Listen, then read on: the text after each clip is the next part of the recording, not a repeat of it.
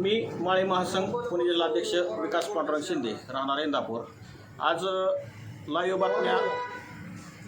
बातम्यासाठी येण्याचं कारण म्हणजे एकच की अतिशय महत्त्वाचा विषय आहे आणि तो विषय म्हणजे एक व्यक्ती म्हणजे तो विजय शिंदे हा माळी महासंघाचं नाव वापरून किंवा पद वापरून गेल्या 3 वर्षापासून त्याची हकालपट्टी केलेली असताना देखील तो पद वापरून बरीच काही अशी कृत्य करत आहे जेणेकरून त्याचा त्यात स्वार्थ साधल किंवा इतर काही कृत्य मग ती हाय लेवलची असतील किंवा किरकोळ असतील तर इथून पुढं देखील अशी जर त्यांनी कृत्य काय केली आणि माळी महासंघाचं त्यांनी नाव वापरलं तर इथून पुढे होणाऱ्या कायदेशीर कारवाईस त्याला सामोरं जावं लागेल आणि इथून पुढे देखील सर्व पुणे जिल्ह्यातील परिसर असेल किंवा महाराष्ट्रातील हा माळी महासंघ कुठलाही पदाधिकारी त्याला समर्थन देणार नाही आणि त्यांनी देखील या गोष्टीची दखल घ्यावी।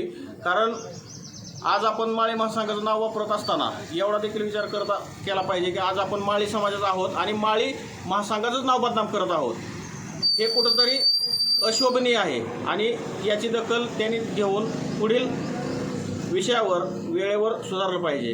बस असे काही कृत्य केलेत का त्यांनी अगोदर? आतापर्यंत बऱ्याच वेळा 4-5 कृत्य अशी निदर्शनास आलेले आहेत। मग ती कुठलीही कृत्य असू द्या, कालच एक पोलीस स्टेशनवरून मला फोन आला होता। मग जर समजा त्यांनी अशी काही कृत्य केलेली असतील तर इथून पुढे देखील माळी महासंघ त्यांना समर्थन देणार नाही, परंतु समर्थन देणार नाहीच पण त्याला कायदेशीर बाबीला मग सामोरं जावं लागेल। वरिष्ठांशी तुमचं काय बोलणं झालेलं आहे का की असा प्रकार घडतोय? हो, कालच वरिष्ठांचा मला फोन आला होता।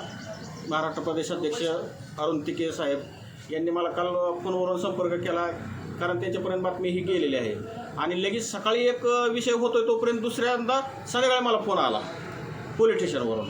मग सकाळी एक होतोय, एका दिवसात जर 2-2 अशी कृत्य होत असतील तर ती खरंच चिंताजनक बाब आहे आणि त्याची देखील त्यांनी दखल घेतली पाहिजे। काढून टाकलेल्या कार्यकर्त्याचं नाव काय कुठं राहतं?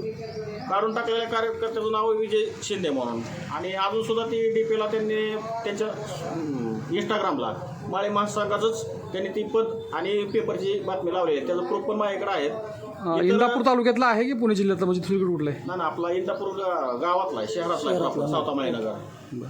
नंतर त्यांनी 2 संघटनांमध्ये वेगवेगळ्या त्यांनी प्रवेश पण केला, त्याच्या बातम्या पण लावल्या, परंतु अजून देखील तो माळी महासंघाचंच नाव वापरतोय। ही एक महत्त्वाची बाब। काय उद्देश काय त्याचा? माळी महासंघाचं नाव वापरण्याचा उद्देश काय असू शकतो?